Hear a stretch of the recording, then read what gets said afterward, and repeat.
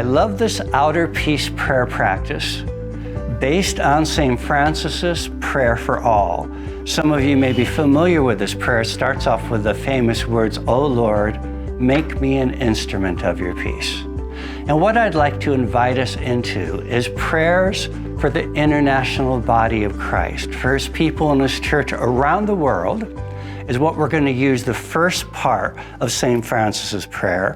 And the last part that starts with our Master, we're going to use to pray into Grace Commons as a church. The beautiful prayer begins, "O Lord, make me an instrument of your peace." But in the text document, it will explain how let's put in the international church and us to make it a prayer for the nations.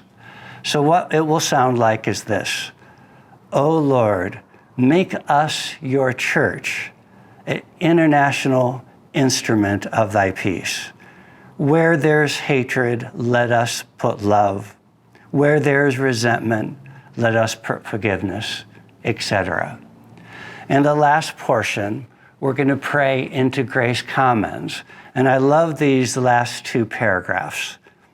It says, "O Master, grant that I may desire rather to console than to be consoled, to understand rather than to be understood, to love rather than to be loved, because it is in giving that we receive, in forgiving that we obtain forgiveness, in dying that we rise to eternal life."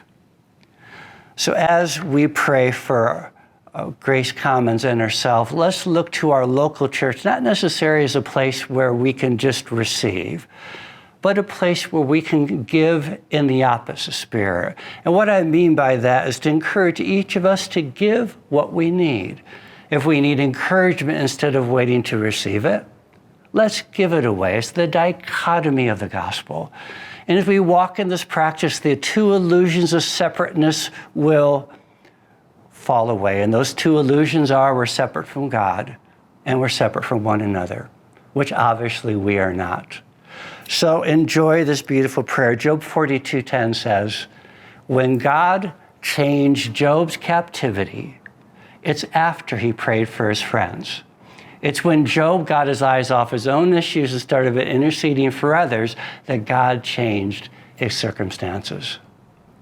Maybe some people listening today feel you're in a season of captivity. You feel distant from God, and maybe even in doing the practices, you haven't been awakened to his emotions for you yet. I want to encourage you with the words of Isaiah 43, 4:19, that say this: "Since you are precious in my sight, since you are honored and I love you, behold, I will do something new among you. It will now spring forth. Will you not be aware of it? I will even make a roadway in the wilderness, streams in the desert. I will do something new." Thank you.